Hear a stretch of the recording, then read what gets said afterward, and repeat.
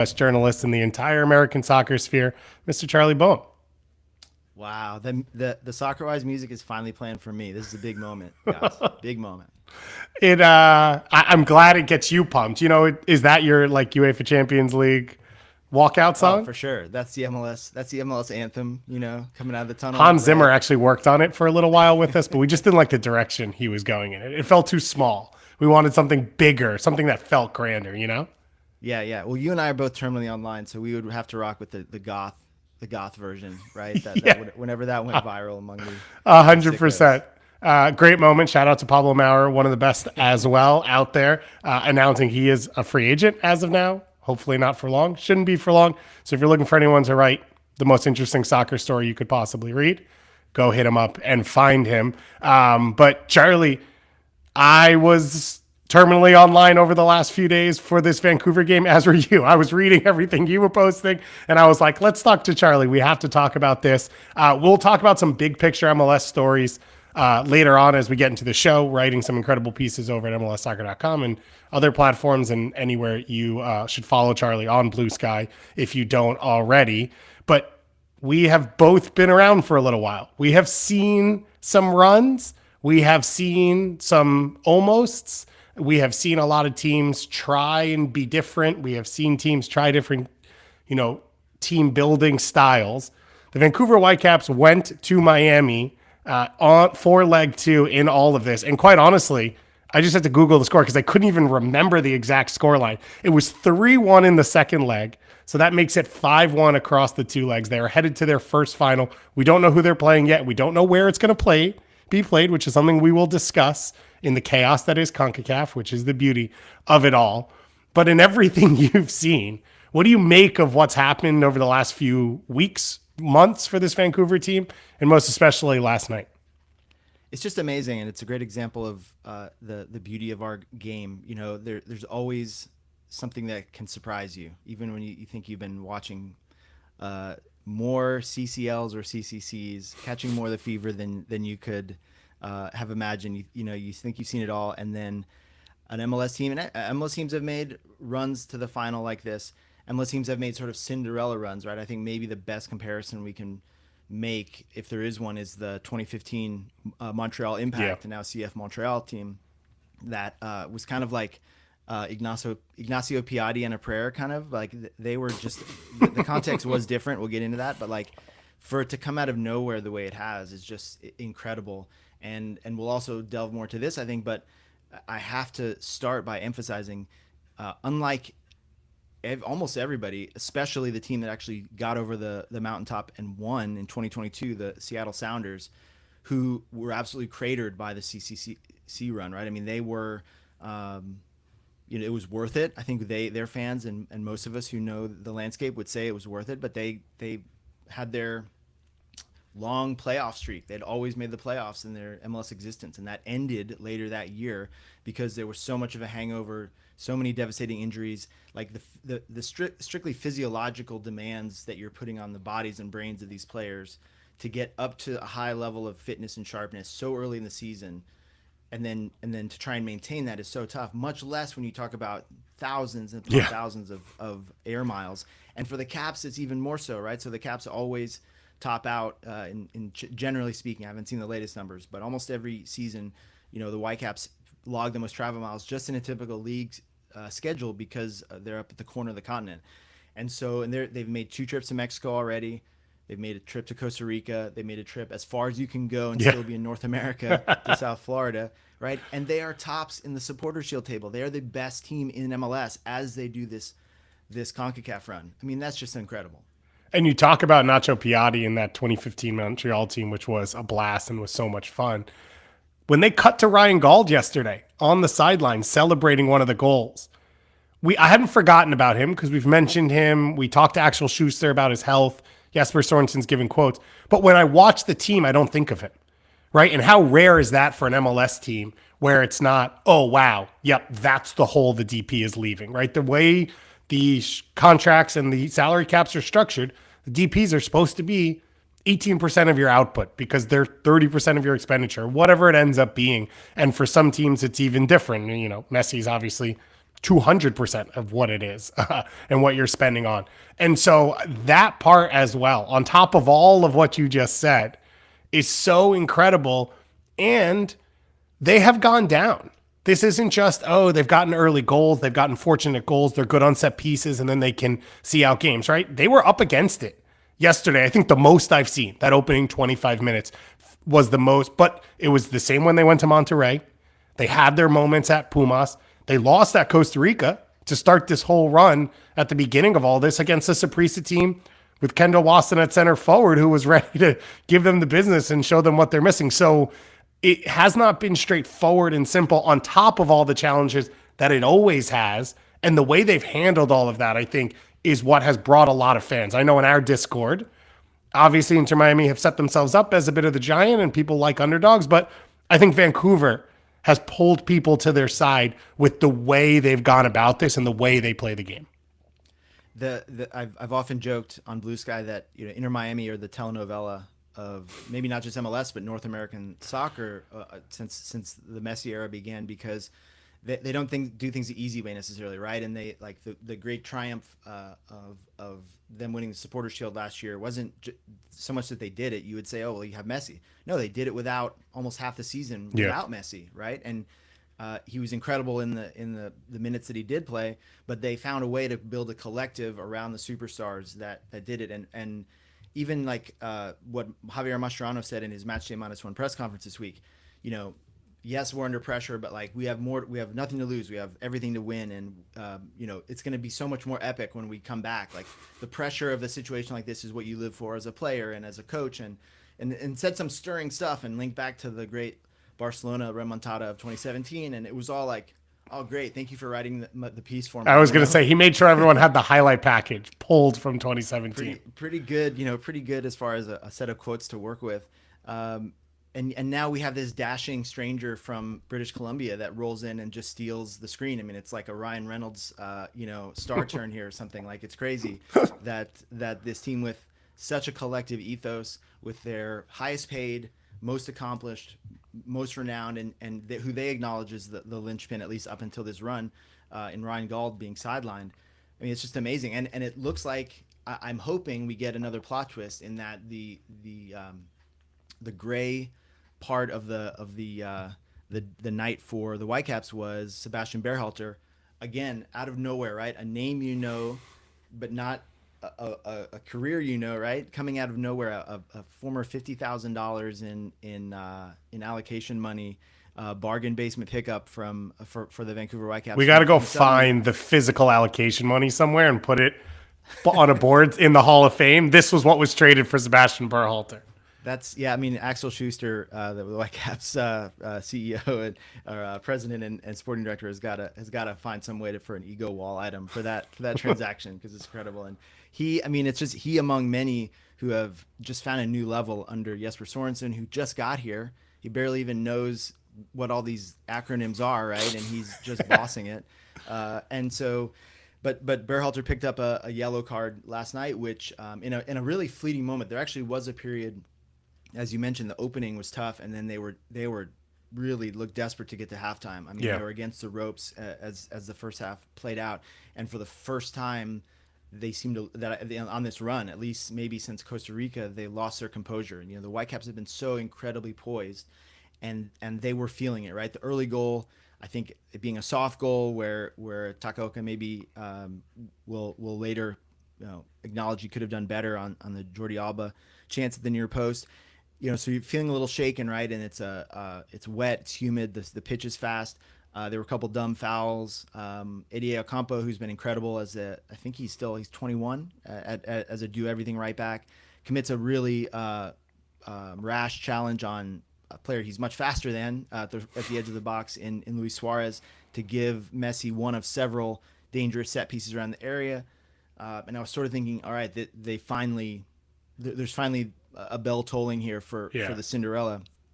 And that's when Berhalter picked up the yellow card that spends him for the final, which is just brutal because and you can correct me on this, but I believe that the commentary team said that CONCACAF wiped the cards after the previous round, but they have not done so for this case. A lot of tournaments will wipe them at the semifinal stage so that a yellow card like this doesn't remove a key protagonist from the final.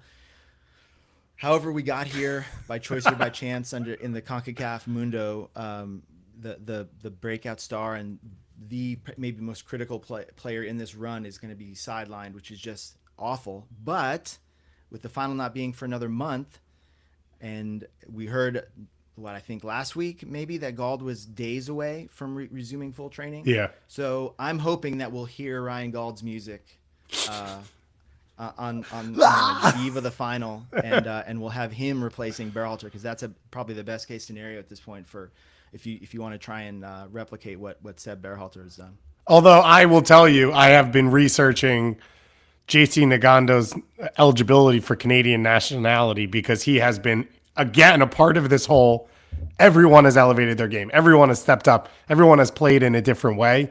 You talk about those 20, 25 minutes and, Miami comes out to get the early goal. They put Vancouver under pressure. Vancouver created 2 or 3 chances in that, but they were not Vancouver chances. One was a slip by Falcone that Brian White's able to take advantage of, break into the box.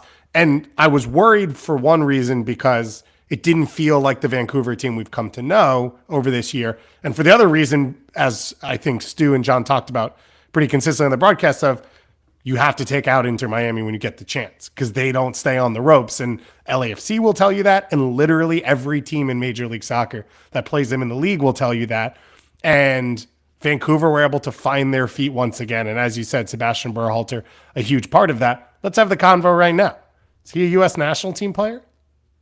Well, I'm going to start with my preferred personal agenda here, which is that if what I'm hearing out of British Columbia is correct, and he's been his time in Vancouver, which has now been several years, has been logging him time towards residency. No, I think we got to get him. We got to get him a Canadian passport. This is going to be my agenda. I know he's probably going to laugh at me if I can actually bring this up to the player. But I want Seb Burhalter to play for Jesse Marsh's Les Rouges Canadian national team. That's my personal agenda here.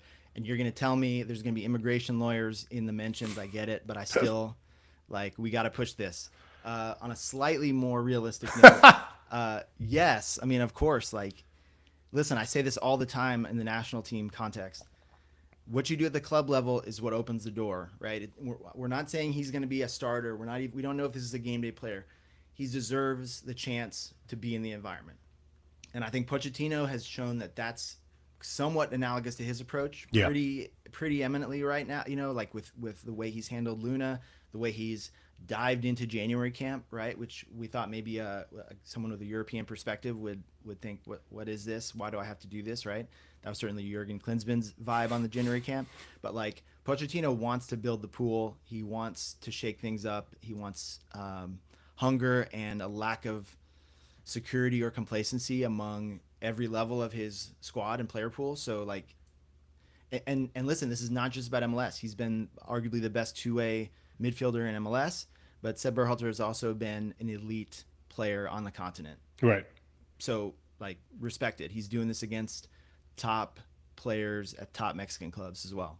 Yep. Yeah, you can't say, well, I don't know if he can perform at a Gold Cup level when he's performed in CONCACAF for the last 5 months at the level he's done it. So I agree with you. I think he deserves the opportunity. I think he's an interesting player because his possession quality is so high.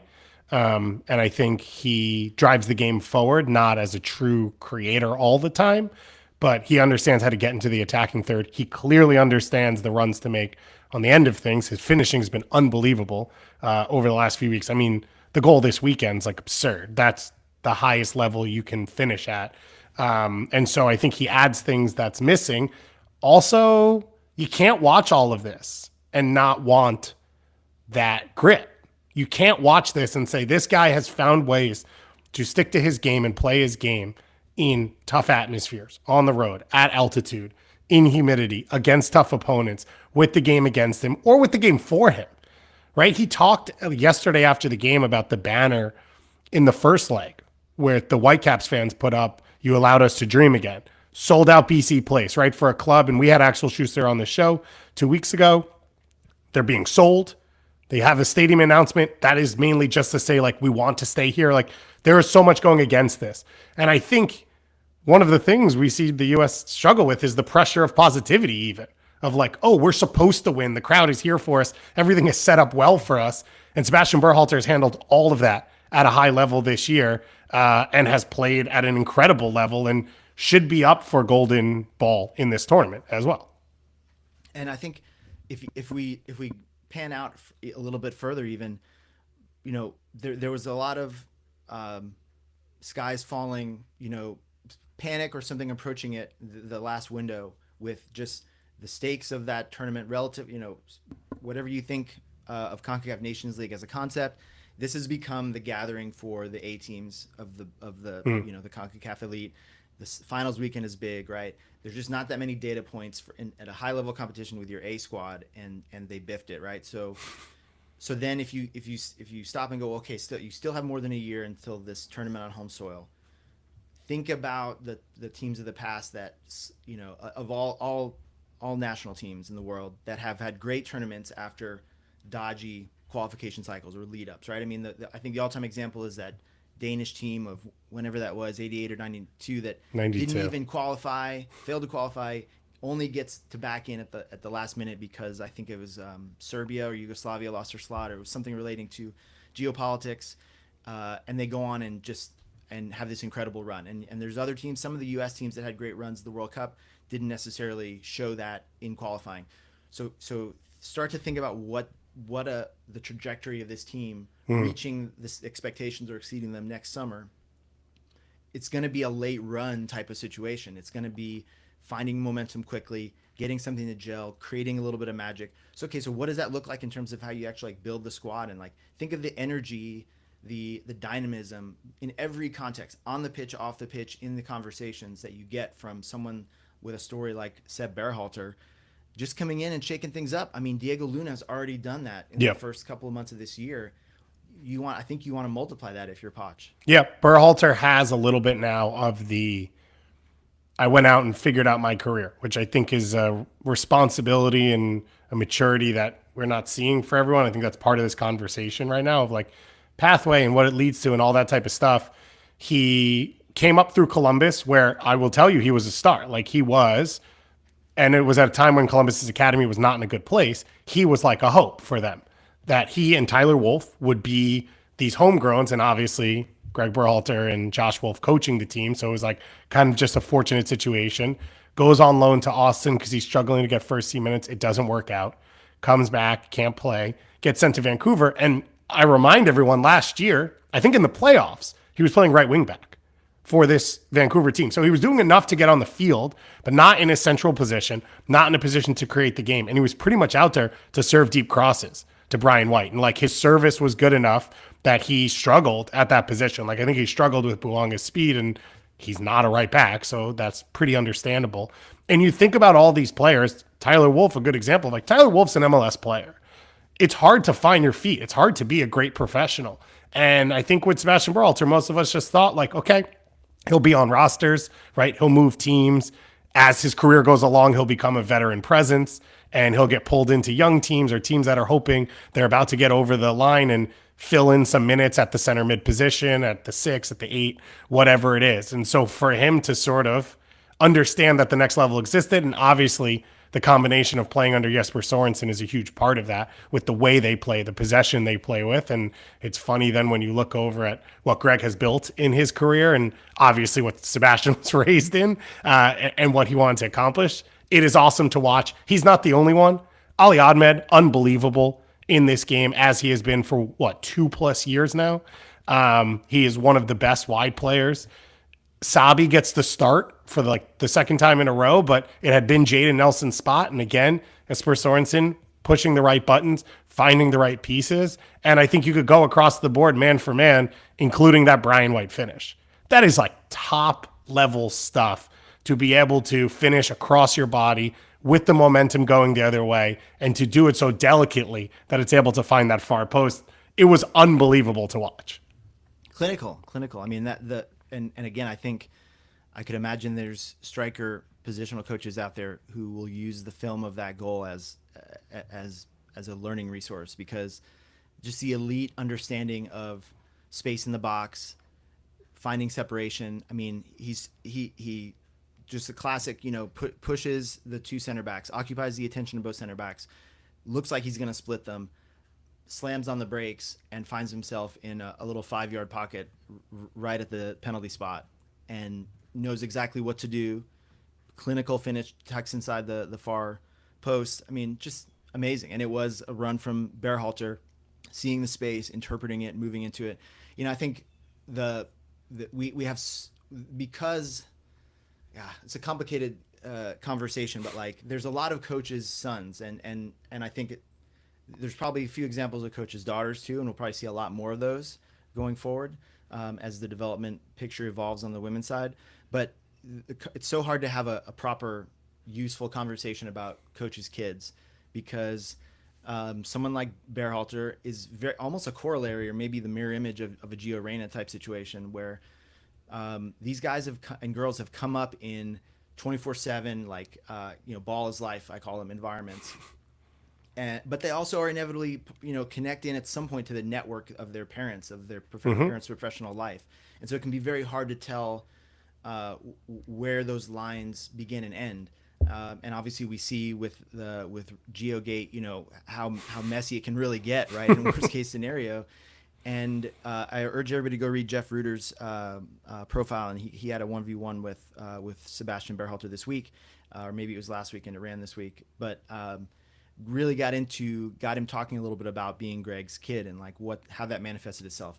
One positive way was, during the lockdown and COVID, he went to Chicago and lived at home and like was doing small-sided workouts with Greg Berhalter every day for months during a pandemic. Like, that's a special opportunity. There were a lot of little environments like that a lot of pros carved out, but like that specific one, that's not like nepotism. That's just like being in that culture in your family and having that advantage. I mean, Christian Pulisic is also a coach's kid, right? Yep. And that's one of the things, to me, it's a foundational element in why he's a special player. And so Berhalter had to leave, and I think in the long term we see it. He's still not that old, right? I think he's 23. Yep. And he had a journey because he turned pro early and was an academy kid, but he did leave home. He got out from under Greg's shadow, had to show it on his own, had to grind and go relatively far, right? As far as you can go in this continent from what he was familiar with. And I think there's a lesson in there for every player and for maybe all of us even in life, I didn't know this. I just Googled to make sure Sebastian Burhalter was 23. It says he was born in London. So take away your Canada move. Is he the future of the English central midfield? I didn't know. I don't know if he's eligible or not. I don't know where he's birthright citizenship. I don't, if I'm correct. Remember correctly. So the immigration lawyers in the chat will need to weigh in. Shout out to Mayan Zilberstein, who said, just got home from Miami. Can't sleep, even though I couldn't sleep on the plane, seeing that Soccer Wise's live is the best thing that could have happened. Shout out to the Vancouver fans and the Whitecaps as a club, who clearly were able to get I think they brought a decent chunk of academy players as well for this experience. You saw the team run to the corner to celebrate with the fans. It felt like a major part of the stadium. It was a really cool atmosphere, I think, overall, and that was a really cool element of all of this. We're going to get to Miami, I think, in a second, because it's a huge part of this story, but I am at this point just like rolling through players. Pedro Vite, megging Jordi Alba at the end of the game.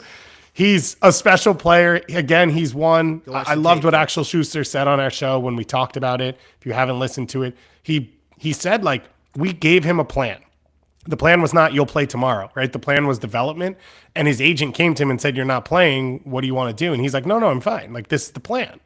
It's going according to plan. I think that's really cool. There's a ton of trust there. He's a special player. He has special qualities. The question was, can he do the last 3% to get on the field? He started doing that as a deeper midfielder and proved okay, I'm mature enough to be out there. And now you get to see the fun stuff. And it's all come together. It's all combined. Without him playing this way, I don't think they can do it without Gauld, because he's the DP. Like, the way he's played, I think, in large segments of this run, and it's not only him. Everyone has, as we've rattled off, Ocampo's been incredible, Burhalter, Kubas, all of that. But I think his, that 2-3% quality on the top has been a difference maker. And that Alba moment, I think, was just pretty indicative of everything altogether that goes on. We talked about this a little bit on Tuesday, but we didn't know what would happen, of what it would mean to the two clubs. So what do you sort of, as you sit here looking at a Vancouver going into a final, maybe hosting a final, which we can discuss as well, what it means to this group, to the fans, to this club overall right now? Yeah, it's amazing to me because they are changing in real time. Everyone's internally and externally, everyone's perception of what's possible in Vancouver for the Vancouver Whitecaps. I think even for soccer in Canada, the MLS Canada relationship has always been a little bit complicated and occasionally even fraught. Can I just throw this in there? It's I understand it's not apples to oranges because one Canadian team gets in every time. But there are now, in the modern era, 7 MLS teams that will play in a CCC final, CCL final, whatever you want to call it. 4 of the 27 available American-based teams. That doesn't include teams that have folded, but San Diego hasn't had a chance, whatever. And now all 3 Canadian sides. TFC in 2018, Montreal in 2015, and now Vancouver. That is pretty incredible. Even though you get a shot every year, you get 5 American teams that get in every year and they don't all make it. It is like kind of absurd that is possible. And like you said, this moment for Canada, sorry. No, it's okay. It's a really important part of the conversation because that is overperformance. Yes, they have. You could argue that the Canadian Championship is an easier path in, but it's actually not all that different. I would argue that the lift is comparable to the Open Cup, and plenty of teams have chosen not to prioritize the Open Cup. Right. Plenty of MLS teams south of the border have chosen not to prioritize ConcaChampions. I mean, we have the infamous Colorado Rapids run of, oh gosh, I'm gonna blank now. Is that 2017? Yeah, maybe it was against Toronto. It was Like, maybe part of Toronto's 2018 run.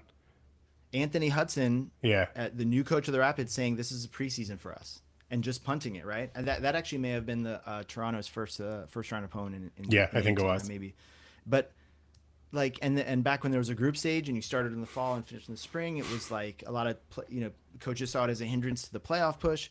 So it taps into the wider, I think, conversation about soccer in Canada being a little distinct. It's not the same, right? It's not the 51st state. Sorry guys, it is a different context. How was that? Canadian, I mean, there was so much fatalism, I think, that I detected in and around Vancouver and maybe Canada in general when the Whitecaps sale, going up for sale, was announced, because especially with the context of the NBA's Grizzlies, right? And they're not the only ones. Like this happened in the NHL too. This perception in Canada, I think, is not necessarily widely understood in the U.S. that even a mediocre market in the U.S. will be more lucrative and more attractive for a U.S.-based professional sports entity because of the exchange rate, because of how media markets work. I mean, I don't want to get too far into the inside baseball here, but because the Apple deal is a little different now, but in general, when you're looking at the broadcast environment in the United States, like sort of Canadian teams, you could argue maybe Toronto, but in general, like the border sort of limits the economic viability or caps it of those teams in Canada, especially the small market. So there was, I mean, people were in my DMs, when we were talking about the Whitecaps, like, they're headed for Indiana, like they're going to Indianapolis, and it's like, okay, I get it. Like that's the flavor of the month in terms of the MLS expansion conversation and a city that wants to build a stadium and stuff.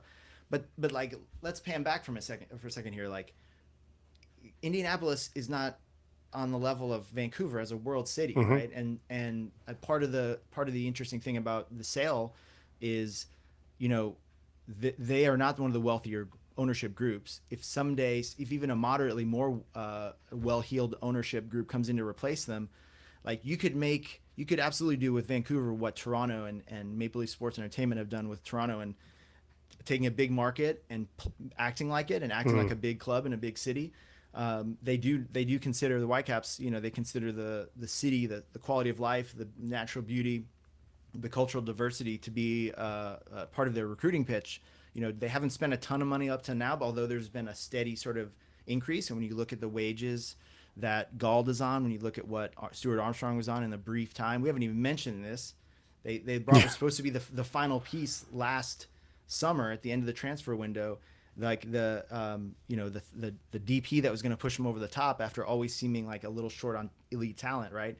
He leaves ahead of schedule, bolts back to England. They don't actually replace him, and they're levels ahead of what they were in even in those promising final months of 2024. So anyway, it's fascinating to me because I think in almost in a comparable way to what's happened in Columbus, where you had this supposedly troubled franchise in a small market is now a model club, right? Yeah. Because a different perspective arrived. I mean, who knows, man? I hope that's the outcome in Vancouver. Yep. Axel, said, I didn't want this to be a wasted season. I think it not being has potential. I said it on Tuesday. I went on a whole rant about the movie Major League and all of that. And we don't know how things work. I will say, in being around this world and being around people you think are big deal decision makers, the world is a dumber place than I realized. And people who have a lot of money or make big decisions are not as intelligent as I realized. And these flash in the pan moments might actually matter. This might be some billionaires walking through the airport and saw the game and everyone standing around watching it and asked what it was.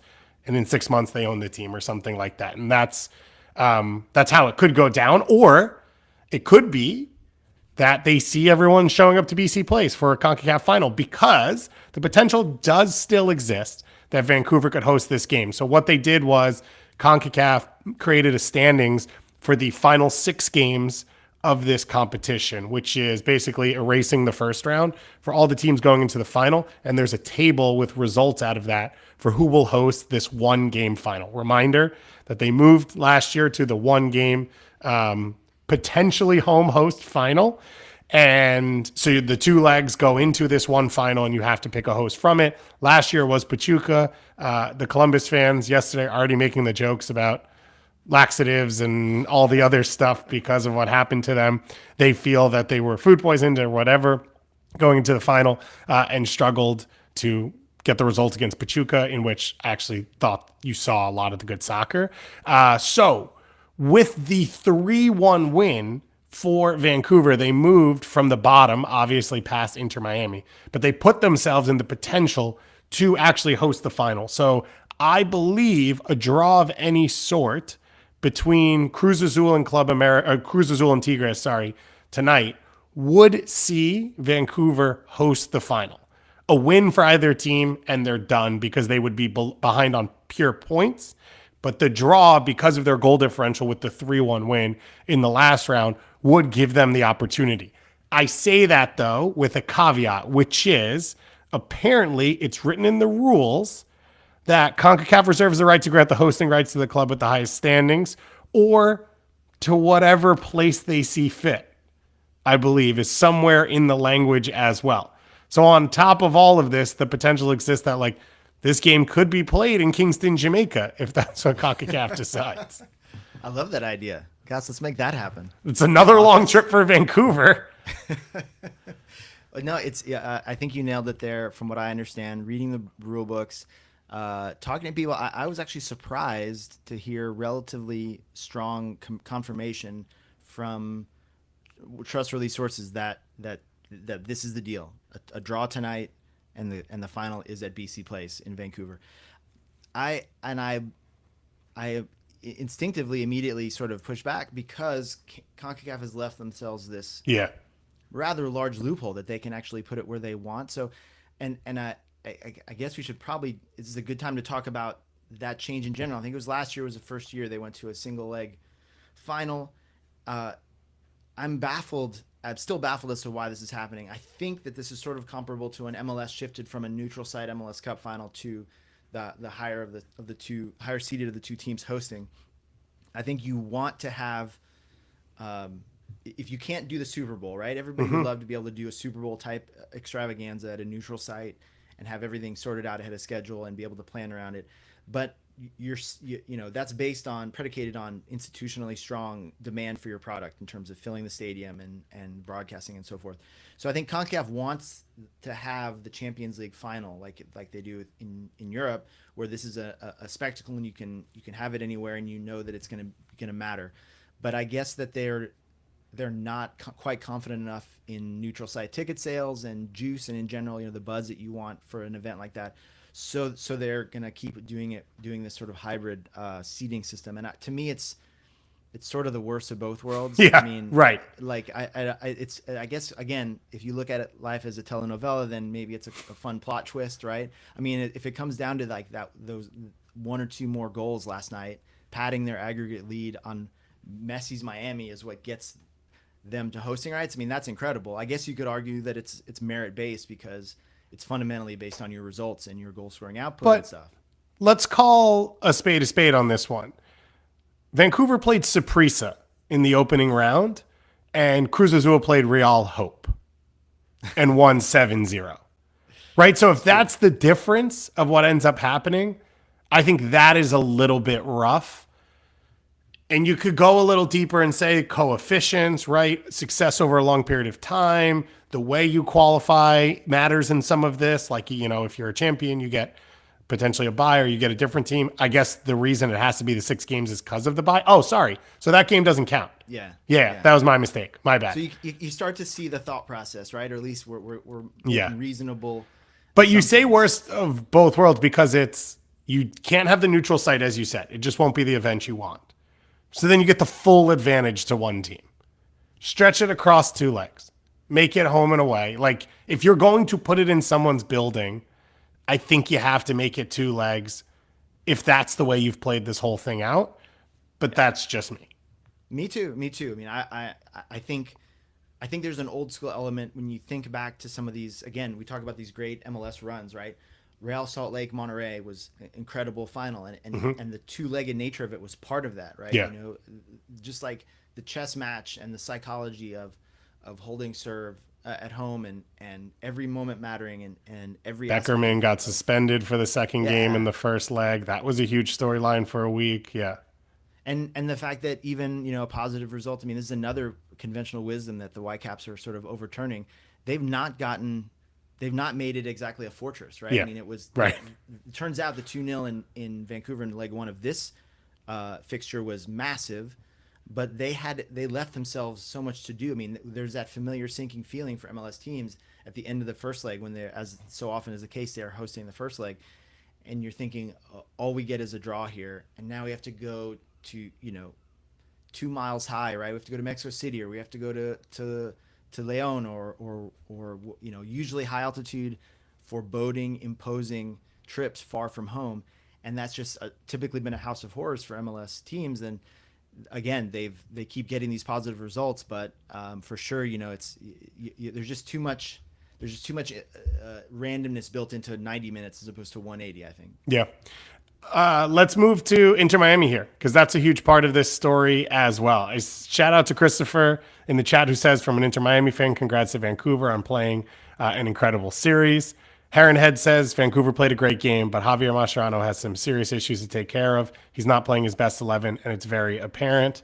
And then someone, Egg says, Miami shitting the bed repeatedly is what I live for until the Lionel run ends. This has been tied now back to the playoff series from last year. So they're, as the best team in MLS history, upset in their first round against Atlanta last year. And then you swing forward to this, a trophy they've said they want to win. Messi went on turf and played the full game up in Vancouver. They sat their regulars on the weekend to help them be fresh for this game. And they fall at this final hurdle in the semifinals. I think it ends up being the same scoreline as it was against Monterrey last year when they kind of got worked at this level as well. The feeling was it might be a little different with the familiarity of playing inside of MLS, although against a Vancouver team that hadn't really played much before. What has been your reactions to Inter Miami, to the loss, the performance in a big stage in a knockout competition like this? Things can change so quickly in this game with brutal speed. I mean, so going into this series, as we were getting ready, it's been a long week, but we're only going back to last Thursday, right? That the first leg happened. Miami had not lost a match, right? And now they've suddenly lost 3 in a row. All hell is breaking loose among their fan base. Everyone's raging. All the old doubts that that about Mascherano's experience, his checkered results with the Argentine youth national teams, the doubts about his experience and his preparedness for this level of job are now flooding back. I mean, just this raging torrent of doubt and criticism, to the point that I really wondered, like, wow, is this a big enough fracasso that they would actually just can him right now? I don't think so, because I don't think this ownership group is that short-termist, and I think there's so much emotional relationship capital invested in this friend of Messi, running the show, and I think he gets the season unless they really go into an abject tailspin. But from not having lost a game yet over months to now having so much of a storm swirling above them, I mean, it's really remarkable. But there's a lot of new protagonists, right? Mascherano now instead of Tata, but a lot of the same questions are back. This team defends poorly. It's truly a double-edged sword, because the top-heavy nature of the squad and the 11 with Messi and Suarez typically, and so much attacking power, inevitably sort of leads to has so far at least inevitably led to these open games. It seemed like Mascherano had gotten a handle on the collective performance, collective organization, dictating the tempo of a match both with and without the ball, just having a little bit more discipline, right? They consistently won last year and won a supporter shield with ability to live in chaotic environments and survive, oftentimes being let off the hook, right? I mean, they can't keep getting away with this meme has been like the story of the Messi era. And now suddenly it turns out high level competitions, high leverage moments, you can't actually keep getting away with it. It was Vancouver getting away with things, but always having a shape and a collective identity to fall back on. And Messi was a little bit off it, right? I mean, he created some really good looks last night and was generally sort of just missing the target. And he fired a few, inches or feet wide of a post. And I was just thinking, he's bailed them out a lot. The belief that they know they're never out of a game with him, and you saw them continue to go forward even when all hope seemed lost. You have that with the GOAT on your team, but he cannot paper over every crack. And there was the Messi dependency discourse happened a lot during Barcelona's down moments when he was there, and I think we're going to be back on that again now. Yeah, there's the whole Messi side of things and what he needs to do and what he can do. There's roster building questions around a lot of this. As I read in the chat, there's lineup questions. I think Yannick Bright's one that comes to mind in this game with the way Redondo's played and what he's given you. Ian Frey, another name I think that comes to mind for a lot of people. We have fire in the chat right now about Fafa Pico getting 0 minutes. I think that's the nature of having a little bit of Vancouver Miami crossover right now in his career. But you do have these moments where it's like, if Redondo didn't cost this much and Yannick Bright didn't get paid this much, who would be starting? And I think the hope was Javier Mascherano was above a lot of that, because he's Javier Mascherano. What does he care? And I don't know if he is or isn't, because I could very rarely see a situation where he's in training and he's like, Federico Redondo is one of the best, one of the 11 best players on this team. He deserves to be on the field. The way he affects the game and the performances you get out of that I think is the harder part to find. I thought Frey was really good on the weekend. I think he's been good in multiple positions, and that's another spot. The league is built to try and keep some level of parity, and inside of that, you have Miami's ability to spend whatever they want on their DPs and then try and work along the margins in other spots. You could say there's not enough space to spend, but at the same time, the money they've spent has been bad. They have not been able to find center backs, and they haven't been able to find center backs in the same profile that other MLS teams are out there looking for center backs. And so it's not like, oh, we overspent in all these places to build this super team and we couldn't do anything about it. And we had to play Ryan Saylor, 2,300 minutes this year. They've gone out and they've signed the Falcons of the world. Toto Aviles as a U22 has been a train wreck of a signing, now in 2 positions, playing a little center mid for them this weekend. Center back has been this huge hole for them now over 2 years. And I think some people take a little bit of a cut to play with Messi and come, but it feels like in that pool of whoever that is, either they're not picking the right profiles or they're not putting them in the right positions. And you talk about how fast things change. Like, I complimented Mascherano coming out of Columbus, being like, oh, he figured out how to win games for Miami when they're not ball dominant and dangerous and super, goal creative and all of that. Like they found this other playbook, and then it feels like it all went out the window going into the Vancouver series, in which they overexposed themselves, they opened themselves up, and then they were punished this time because the Vancouver Whitecaps were doing what Atlanta did last year, which is like putting that extra 2-3% in on top of all of that. And Mascherano used the phrase "concentration game" on was it Tuesday, match day -1, and they had Maxi Falcone was the player speaking to the media next to him in the press conference, and he was supposed to be the guy, right? They've cycled through a few of these guys who they can't spend a designated player spot on a center back. Most MLS teams don't, right? This is one of the sort of pressure points within MLS of squad building is, short of having a sort of unicorn like Walker Zimmerman type profile, you have to find value. And they've consistently looked to South America to try and find those value players who can perform at high levels, who can fit into everything. They knew going in, they were open about the fact that their defense would be on an island at times with Vancouver's strength in transition, with the risks they were going to have to take to overcome a 2-0 aggregate advantage for the Whitecaps. And it was, it was so clear, it was so explicit that so much was on Falcone's shoulders and the guys around him. Alba was cheating, right? I mean, the first goal comes from him.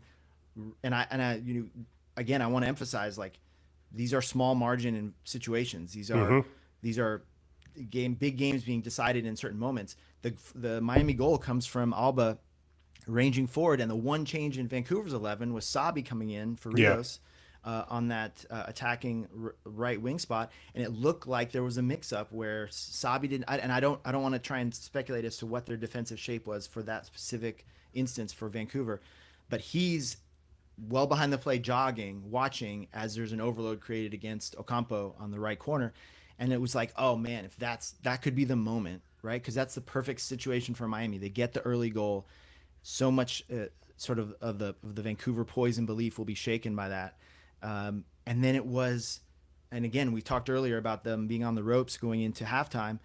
The game changed. Like the game was won in the 5 minutes after the break. Yeah. The two teams come out in vastly different mental states, it appears. I know it may be simplistic to point to the coaches on that, but something happened. Yeah. More got done in the Whitecaps locker room because they went for the jugular in that moment, and Miami was simply not prepared. And at the end of the day, that does have to rest, I think, on the coach, but also in this case, this is a committee, right? This is an extremely talented veteran core that leads and is the figurehead of this group. And I think there has to be some level of responsibility for them as well. I don't know how to put into context calling a team a failure that set the points record last year. Like, I just don't really know what to do with it, where we are supposed to sit here and try and figure out why they can't get results in knockout games and talk about the issues. And you think of, in the telenovela conversation, like maybe that's an atmosphere that's too hard for a lot of players to deal with. And Javier Mascherano saying, like, I don't tell Busquets things because he's a better defensive midfielder than I am. Maybe that works, but doesn't work in an environment where other players do need more guidance, or see him not talking to that player and they struggle with it. Or Busquets is giving different directions maybe to Redondo and Yannick Bright and all of that. I don't know any of this for sure, but then I struggle with the fact, like, what can we say when they did the thing last year? And I think we could have Doyle jump in on a supporter shield truther situation on his Captain America shield or whatever. But like, I think that is also what's tough about all of this, is for this now two cup competitions. You could throw Champions League, Champions Cup from last year in as well. They obviously won Leagues Cup when Messi arrived. Like, maybe it's the difference between flow of a season and intensity of a knockout. But I also just find it really hard to contextualize what we've seen so far in the Messi time period. And you can't separate Miami's on-the-field decision-making and performances and outcomes from the whole complicated backstory, right? I mean, literally there are books being written about this project, and it is we always laugh right at the overuse of the word project in world soccer, but like this is absolutely a project and has so many different levels. And the fact that who's left, right? Like who got shipped out of Miami and who stayed. Mascherano did not hesitate to bench Julian Gressel, and I mean, black hole, right? He was absolutely. I don't even know if he was at what games he even dressed for, if any, this season. Mascherano made it so clear that he had made a decision that Julian Gressel, who's one of your experienced veteran MLS guys, MLS knowers, had nothing to offer his group, despite being on somewhere around $1 million in salary and all that. And so he eventually gets shipped out to Minnesota. Robert Taylor, who was, again, one of those key cogs, role players, one level below the surface, someone who is a force. Messi is multiplying the force of those around him, right, and bringing out the best. And in turn, the role players help them cover up for the aging legs and so forth. I mean, Yannick Bright is the reason that Sergio Busquets often, when he looks like the Busquets of old, it's because he's got a dog next to him who just UNH dog. Right?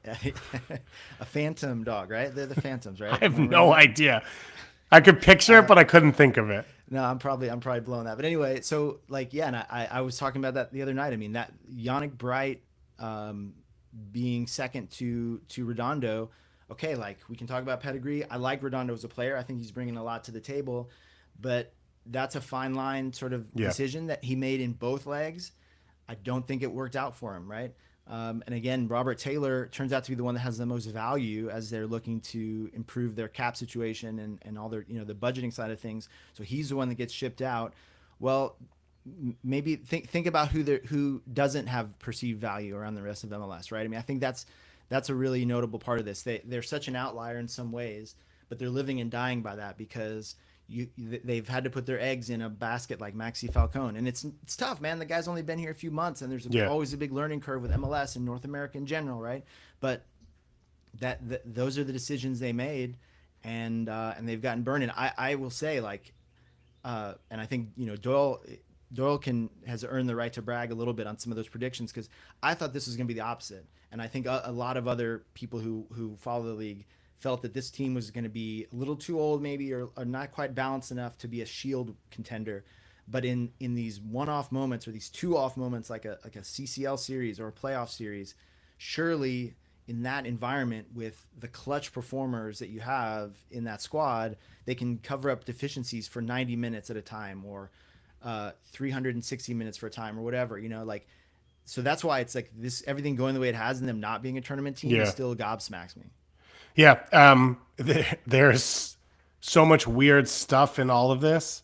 And, you go through the names of the people you said, and it's like I said when they came in, Messi and friends, like, oh, well, you need to have some MLS experience in there, and that's where you get the Gressels and the Taylors of the world and all of that. But Alba and Busquets and Messi are MLS experience now. Like, they've been around for 2 years, so they don't really need that anymore. And that's where it's interesting, where I think the offseason made sense. Let's get younger. Segovia, Allende, Speed, Obando. It made a lot of sense to do that. And all of those players have struggled in these big moments. I mean, Toto Aviles is like the obviously biggest example. And of course, last year in the playoffs, going down with the cramp in the middle of the play, and that leads to the goal and all of that. I think Allende struggled yesterday, was put in 2 really good situations. He's out there to be a finisher. Did not do that. I think Segovia floats in and out of the games. I've said it a million times on this show. I think he looks worse with Messi because they fill similar areas. The idea, though, to bring them in and be like, okay, we'll be fresher over the course of the year is funny because you expect to have Messi more this year, right? You don't have a Copa America. You're hoping he doesn't get hurt. He's not going to leave for that. And you now have had him settled in a little bit longer. It's almost like they're doing this in reverse. This is the group you would have thought you would put together last year. Then you would have gone a bit more veteran to get over the line this year. But I guess it doesn't really matter because the veterans struggled against Atlanta last year as well. So, and again, I don't know how much of this falls on the drama that goes around.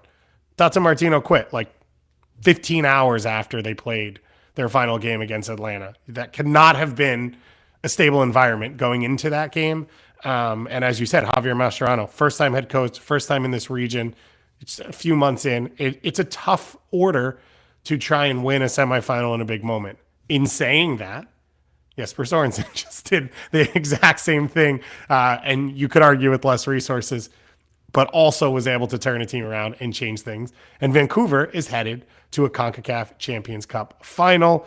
We will learn who the host will be, as I said, and the opponent, either Cruz Azul or Tigres. I think both of them, clubs for both of us growing up in this region that are Gigantes, Tigres later on in life, but now it's over a decade of them established as the biggest spender and the biggest team, and Cruz Azul not as successful in finals as they'd like to be, but overall one of the biggest teams in the region. I think they're expecting 40,000+ fans at their game. Either way, this is going to be one of those runs you look back on if Vancouver finishes off of like, I say it with Toronto in 2018 because I think that's the best example of like they beat all the bosses. You go to Monterrey, you knock off Pumas, who just went to a final. You knock off Messi and friends in Miami, and whether they go to Mexico or host, I mean, Tigres is a huge one because I remember the Breck Shea years of like Vancouver against Tigres, Gignac against Breck Shea. Those were the two stars that you would have put on a graphic going into those games, and it feels very different going into this situation right now. One of the things to note as we move now into a little bit of league play is Vancouver, of course. One thing, Dave. Also, the because I know that there'll be pedants that will catch us on this. One small advantage Vancouver had in that Monterrey series, that game, that second leg was not at BBVA. No. That was at they had to move it for a concert. I think so. Yeah. Something where it was a very Vancouver situation. I know, right? The team that had their is probably karmically due for the team that lost a home CCC game to a garden show at their stadium not that long ago. So they earned it, right? But it was at Santos Stadium in Torreon, Estadio Corona, rather than So it's still a tough place to go. Maybe you could argue that fine margins, but like. Undoubtedly, right? We know how much they had to do, and I just also want to say too, juicy plot lines no matter who gets through tonight, because Tigres are just a full of characters. They've broken so many MLS hearts, but tons of MLS ties over with Cruz Azul. They are led by an MLS cult hero in Chente Sanchez, which is I love this little detail that isn't it unreal. A former Houston Dynamo and Colorado Rapid is running the show there, and he's got an LAFC alum that he's got in his attack, and there might even be one or two other threads that I'm missing. But Yakumakis, it's great to see that. Yes, exactly. The cross pollination of Liga MX and MLS is entertaining. If this ends up being the final, I will go on multiple rants. When Vicente Sanchez came to MLS, he was like 37, and he basically was a closer for the Colorado Rapids. Whether if they were up or down one goal, if they were within a 1-goal margin, he would play the last like 17 minutes. And I think he scored a bike kick. Like it was like he was like, okay, fine, I'll do this for one or two more years. And it was awesome. And it was also one of those moments where I was like, I've watched this guy before. Now he plays in MLS. What is this? And I felt the same way when I saw him on the sideline for Cruz Azul, because he just got the job in the middle of the season. We were like, I know that person. We used to go to school together, right? And it was Vicente Sanchez. In the end, to finish his career, but also start his coaching tenure under Wilmer Cabrera. Wow! And he even did the same thing. He came out of retirement.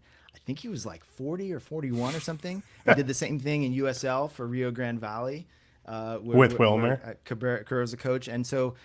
I mean, Wilmer Cabrera, who I believe is he still at El Paso? I have no idea. He was in El Paso Locomotive. I mean, talk that talk, Wilmer, because your tutelage has led Chente Sanchez to the CONCACAF mountaintop. So he is in El Paso.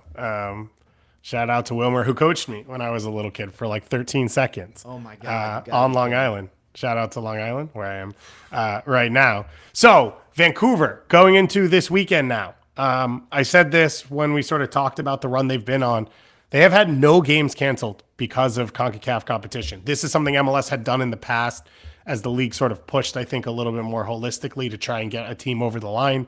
It happened for RSL. It happened for TFC, Montreal. I think Seattle as well in 2022.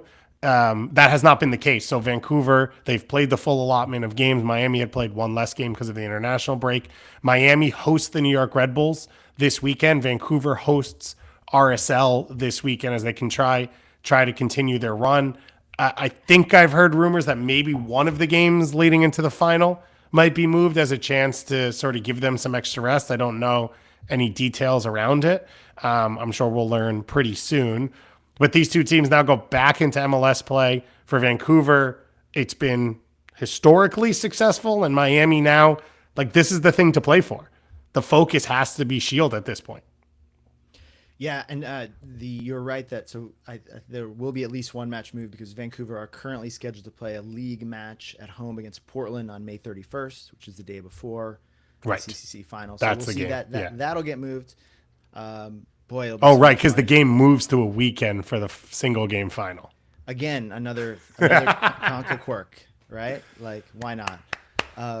So yeah, so the part this is part of the proverbial, legendary, infamous ConcaChampions hangover, right? It's not just that you have to juggle two competitions so early in the season, and we haven't even gotten into the fact that if the Euro schedule truthers want to really push their season, calendar shift over the line, you got to use ConcaChampions. Yeah. Like imagine if these teams, like I think Miami could figure this all out by the fall and be an absolute wagon in the playoffs.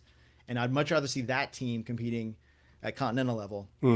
But we don't have that right now. Maybe someday we will. But anyway, so now this team that just got its heart ripped out on live television in front of their home fans are now swirling in controversy and criticism, have to deal with the New York Red Bulls, a few days later. And they're going to have these young guys pressing them while they're still sore from last night. And that's hard for anyone. Even the elite players in this league have struggled with that. Like the grind resumes immediately, and there's no pity, And May is a busy month for a lot of the MLS teams in terms of stacking up some games, some midweeks start coming in, and that's a challenge. So I think both teams are going to have to rotate heavily. Vancouver are, I think it's going to be, my guess is one of two extremes. Either they kind of limp along and just let the kids get experience and see what happens and maybe get beat or drop points to Salt Lake. Or as we saw after the last round, they came out and out of nowhere, they absolutely demolished Austin FC 5-1 at BC Place. And it was just like, this is crazy. They're still sore from an incredible achievement in Mexico at altitude. And they did that. So momentum is a powerful, bewitching thing in soccer, and I could see it going either way there. You want, on paper, you want to be playing these teams at this moment, right? This is the best chance Salt Lake is going to have to ambush the Whitecaps at their place. Yeah. This is a great chance for the Red Bulls to steal a point, maybe even 3 off of this kind of reeling Miami side.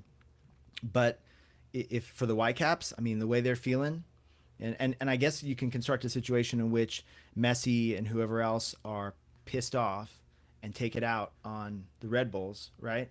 But again, that's a lift, and I think we'll learn a lot about their culture in the locker room based on the kind of performance. If they do pull out a performance like that, I think it'll say a lot of positive things about the group and Mascherano's leadership. And it felt like they had last week. They're up 3-1 against Dallas at home. So they've kind of put themselves in that position when they've been in these, this is a game we're looking past or we're not really sure, but obviously the emotional toil, I think on this one, a little bit different. For the weekend, some really good games, the biggest one being San Jose Portland. 2 of the 3 top scoring teams in the league going up against each other. They defend very little as a group. And this one has the potential to be like a weird 4-3 game, which I think both of them can't really control. So it's what you'd expect at this point. Yeah, I love this game. I think this is the neutrals pick. If you're a chaos merchant, especially, we got a 10:30 p.m. Eastern kickoff. It's out in San Jose.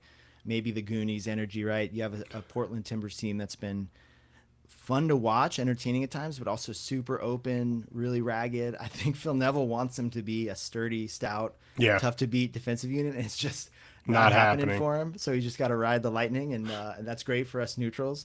So I think that's one to tune in for. I mean, the Quakes, I hope this keeps up. I mean, this is not necessarily Bruce Arena's brand, right? I think he'd like to steady the ship and just tighten everything up.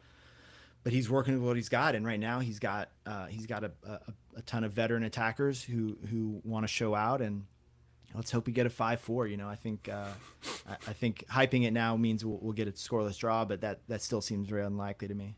It would be nice as well if a lot of the new pieces we saw move out the deadline become available. DeJuan Jones for San Jose, Omir Fernandez for Portland. We mentioned RSL. They got a huge win at San Diego last weekend. I think Luna has continued to elevate his game. That was a big part of it. San Diego right now struggling with some direct play, whether it's over the top or just down the middle and getting counter-pressed and making some mistakes. But you would like to see Agata get into the team for this RSL team. And Johnny Russell, which is like this, I think it's going to be Vicente Sanchez like, can you get the 17 minutes from Russell that steals you, 1 to 4 points over the course of the rest of this season, which would be huge for this team. And I think that's sort of what they're looking for. The whole weekend ends with the big Sunday game, Kansas City hosting LA Galaxy. It has now, rotates around Dejan Joveljic, of course, one of the first cash furs in MLS history. Won MLS Cup for the Galaxy last year, comes to KC. KC have found their feet under Kerry Zavagnin. I don't know that they're impressive, and the LA Galaxy are in a tailspin.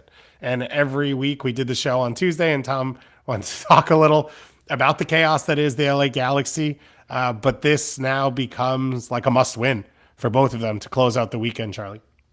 Yeah, these are the two teams propping up the foot of the Western Conference standings. Galaxy did win in CCC before that run came to an end, but they are still winless in the league, which is still incredible. It's May, and they haven't won a league game, so just dire. Sort of a failure cascade there, I think, in terms of a collection of small cuts ending up being pretty devastating. So maybe at the start of the season, this wasn't what the executives would have hoped for the showcase matchup of the weekend on primetime Sunday Night Soccer, but that doesn't mean it won't be a fun game. And again, that's the charm of MLS, right? There's a great storyline here with Joveljic, who I talked to earlier this week. Just a real character, like a young guy, but a lot of personality and an interesting example of kind of a child of MLS in some ways, right? This is a Serbian international. He was an elite prospect. He was at Eintracht Frankfurt as a teenager. Didn't quite shake out from there. Comes to Galaxy. Did everything he said he wanted to do, right? Becomes a Galaxy legend. Scores the game-winning goal in MLS Cup final. And then immediately has to get shipped out because he's aged out of the U22 initiative, and they've just spent millions upon millions of dollars on their 3 designated players, not only in salaries but in transfer fees, and so he's got to go, right? Like their best offer to him was not worthy of his value, much less the fact that he'd just taken them to a title. So he didn't want to, I don't think you could say, but like. Impressive statement by Sporting Kansas City to get that deal done in the face of interest from Tigres, who Dejan reminded me that his countryman was in charge of Tigres at the time. It would have been a Paunovic-Joveljic link up, which would have been wild. But and now he's the guy in Kansas City. He gets the contract that he wants. He is one of their designated players. But the guy who recruited him and the face of the club gets fired within weeks of his arrival, with Peter Vermeer's long reign finally coming to an end. Which was somehow both stunning and unsurprising, right? Because it had been almost 20 years, but they haven't been energized. They're 2-2 since Kerry Zavagnin took over on an interim basis.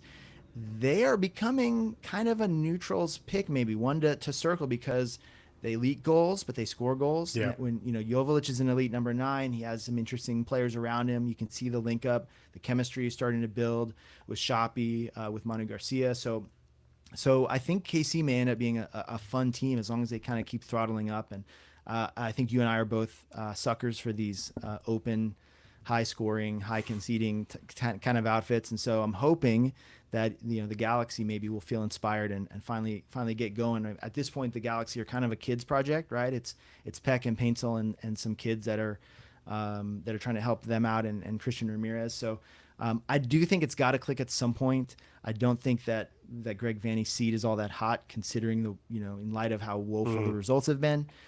Everything's kind of in treading water mode until Ricky Puig gets back, which is a long time still, right? Which I'm sure their fans are not loving that, but you can understand, right? That there's been some credit has been accrued last year, And I think it would have to get even worse for that credit to run out.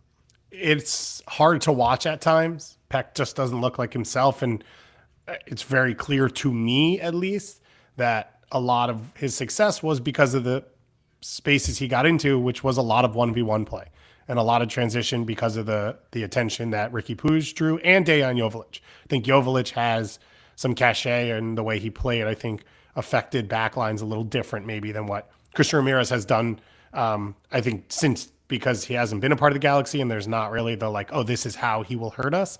And Payne still being out was a huge part of this, but you see the cracks in all of this, the question marks last year in the playoffs of like, defensively, are they good enough? And that shines a little brighter when you're not putting up 4 or 5 goals. As you said, KC are becoming one of the top on the list of the watch teams. Manu Garcia is awesome. He's awesome in a way in which he works so hard for a 10.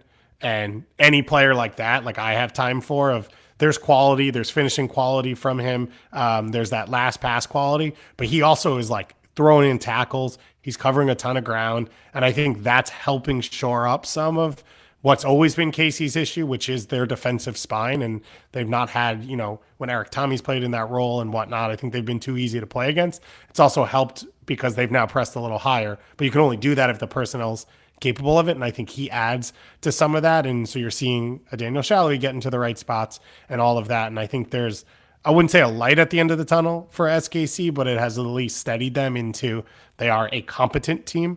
2 teams left in Major League Soccer to yet to win a game, Montreal and the LA Galaxy. So both of them trying to overturn that this weekend. I think Montreal has, I had it up in front of me and now I have it. They host Philadelphia, which is not an easy one. Montreal played yesterday. I think they won Canadian Championship shootout against the Toronto FC, which I watched for like 40 minutes. Yeah, they won 3-2 and a penalty kick shootout after a 2-2 game. Giacomo Veroni, that's what I popped in my head. Giacomo Veroni with the final goal in the game has not played in MLS yet. They traded for him. He was already injured. And so now they're able to get them out there. I also just realized I left the ConcaCAPS up the entire show, and I'm happy about it. I'm not going to be sad about that because I think they've earned it. It has been an awesome run to watch go down. Charlie, I would think for some people listening, maybe they're like, oh, it feels like you've done a lot about this, but MLS teams don't do this very often. And I think we've tried to hammer that home. It's also been super entertaining and super fun to watch and super fun to follow. So if you want to follow Charlie on Blue Sky, he is writing a ton of incredible pieces about them, about all of MLS, and just talking about it all the time online. So Charlie, I appreciate you taking the time to join us here. Hey, I'm so glad I got the call up, you know? Yeah, I'll tell Tom that he can, you know, he can go on vacation, do whatever he needs to do. Just doesn't work very hard. Transfer room, international trips, right? Yeah. You got you. Yeah. You go to Antarctica, do what you have to do. We'll be here, us, the Vancouver Whitecaps, and everyone else. So thank you to all of you for listening. Thank you to everyone in the chat. Congrats to the Caps fans who just landed off the plane. Thanks to the Inter Miami fans for being here and talking with us. And we'll talk to all of you again very, very soon.